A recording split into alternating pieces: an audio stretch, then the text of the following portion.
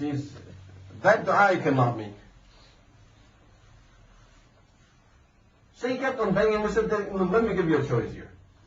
The best thing is, go out, look for a person that you feel is very satisfied with his life, living a very comfortable life, peaceful life.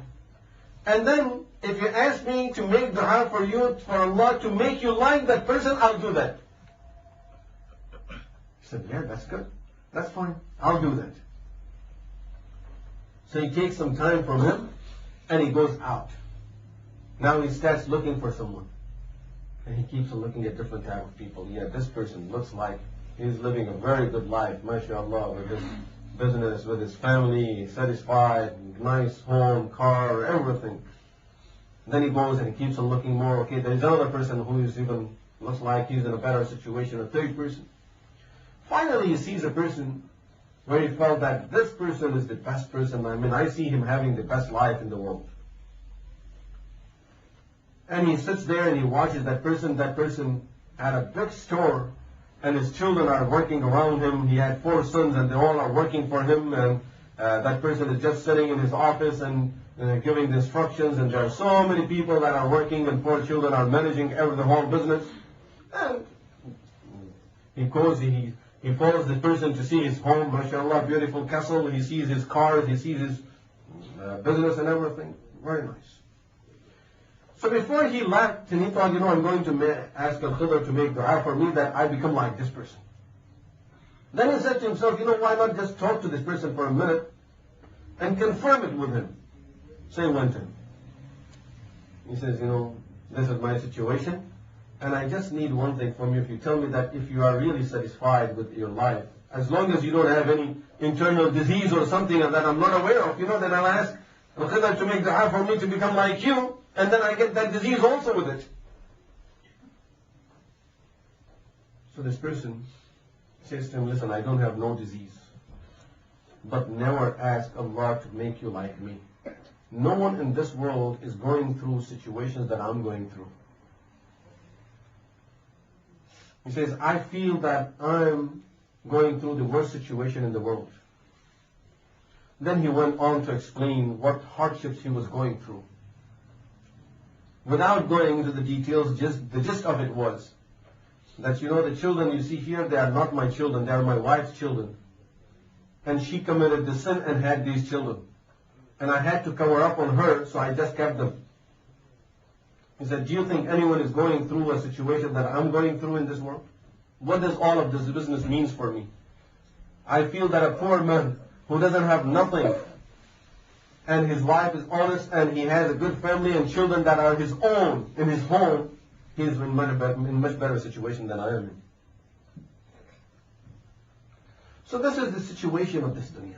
We keep on looking here and there, that person, wealthiest person in the world, or that person who he does whatever he wants, but no one is satisfied in this world.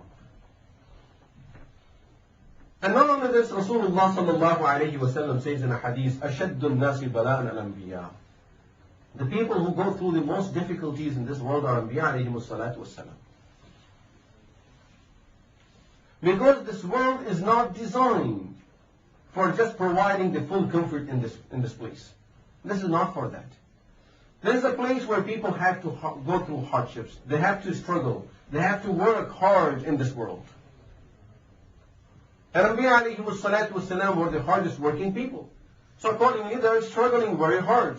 And their field of work is not, they are not working on plastic, on metal, on gold and silver. They are working on human beings. So they have to deal with human beings. And you know how difficult that is.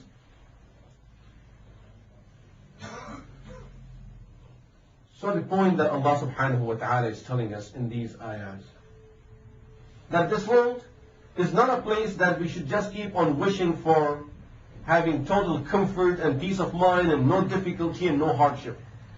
But for a mu'min, when these type of situations come up, these situations should make him turn more to Allah subhanahu wa ta'ala rather than keeping him away from Allah subhanahu wa ta'ala. A mu'min should never be using these words that because of my business I'm not able to do the ibadah of Allah. Because of my children I'm not able to do the ibadah of Allah. This is not for a mu'min. This is not for a believer. For a believer, These things are a test from Allah subhanahu wa ta'ala to see if he turns towards Allah or he goes away from Allah. If he makes these things a rahmah of Allah subhanahu wa ta'ala or wal-'iyadhu billah, a adhab of Allah subhanahu wa ta'ala for him or herself. And we don't want these things to become adhab for us. These things should be rahmah for us.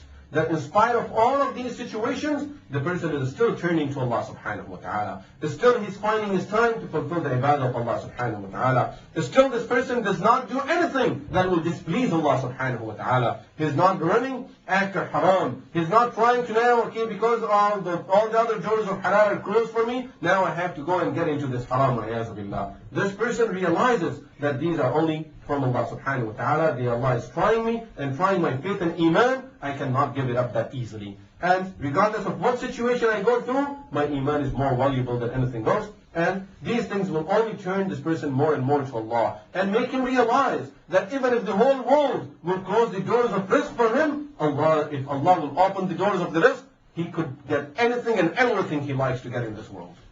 All the doors are in the hands of Allah subhanahu wa ta'ala. He controls everything. This is what all these hardships and difficulties mean in this world. May Allah subhanahu wa ta'ala give us tawfiq to always turn to Allah subhanahu wa ta'ala and establish our connection with Rabbul Alameen subhanahu wa ta'ala. أقول قولي هذا وأستغفر الله لي ولكم ولسائر المسلمين والمسلمات وآخر دعوانا الحمد لله رب العالمين.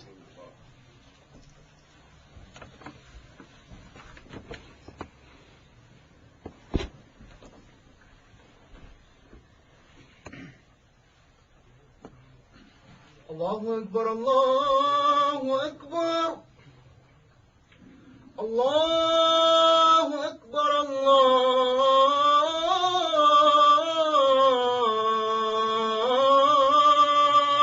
الله أكبر أشهد أن لا إله إلا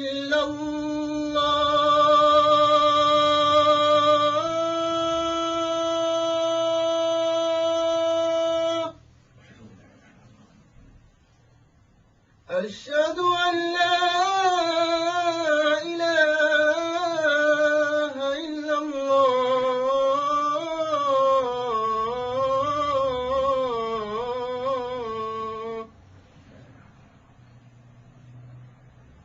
أشهد أن محمدا رسول الله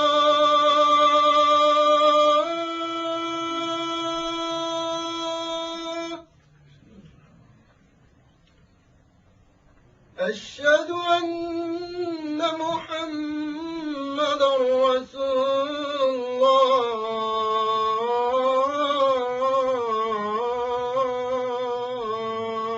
الله حي على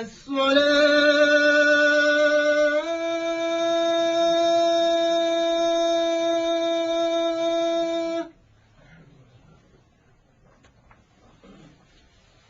حي على الصلاة